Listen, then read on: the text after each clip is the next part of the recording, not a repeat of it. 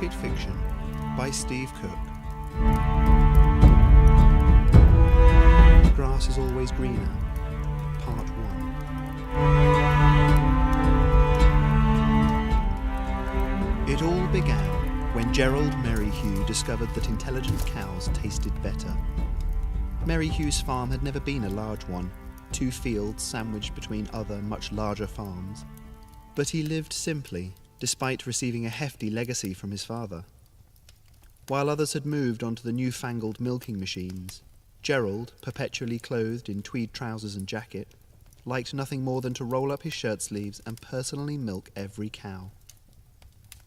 Of course, this took much longer, but as he told anyone that cared to listen, "A woman appreciates the personal touch. Why not a cow?"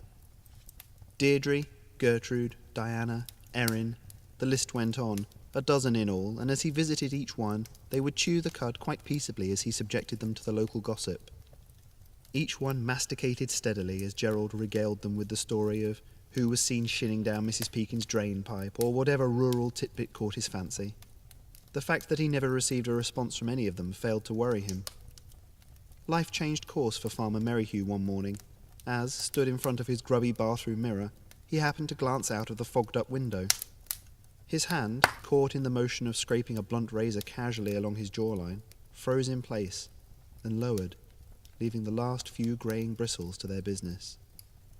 There, at the top of the window, where the condensation had not quite crept, something extraordinary was happening, and he gently wiped his forearm across the window, achieving in a single moment more cleaning than the bathroom had seen in months. Revealed in the damp pane of glass was the view down his driveway, which bisected his 2 wire-fenced fields. A wooden gate was set in each fence, opposite each other, to assist in the speedy movement of the animals.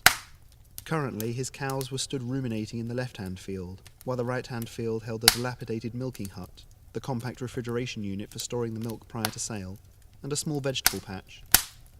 Knowing that pastures are susceptible to overgrazing, Gerald made it a priority to switch the fields over each year, content with the loss of income from the empty field, in exchange for happy cows. One such cow, Brenda, had detached herself from the main group and was nosing at the gate. The farmer watched as she appeared to identify the simple piece of rope thrown over the adjoining fence post, then snag it with her probing tongue and gently unhook it.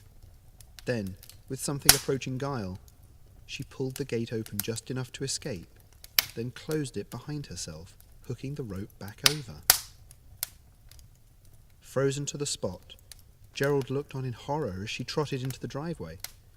He was sure she would seize on this chance to escape him forever. Then the errant bovine approached the gate on the other side and, more confidently, unhooked it before entering the field.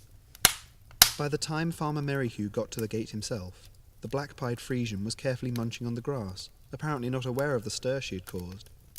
He could only stare at the escapee as she calmly chewed with bovine patience. It was a simple matter to get her back into the field with the rest of the cows, but Gerald's mind was already spinning, even as he refastened the gate.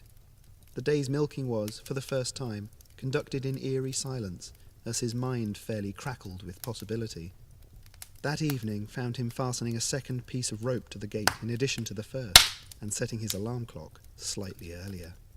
Dew speckled the grass as he sat listening to the dawn chorus, his stubble scratchy against his hand. Finally, his nearly sleepless night and diligence paid off as Brenda once again detached herself from the main group and approached the gate. The first rope came off with studied indifference, and then the thought seemed to penetrate her brain that things were different.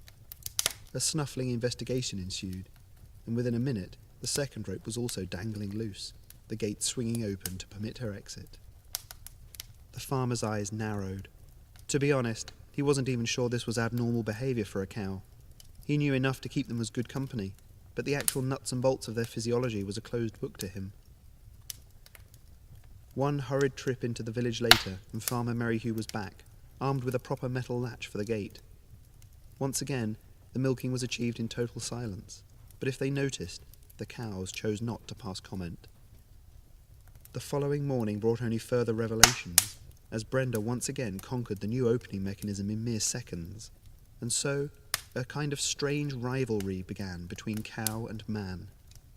Each day, Gerald would come up with ever more complex gate locks, and each day, Brenda would overcome them with apparent ease. 2 weeks passed before he began to flag, imagination finally running dry.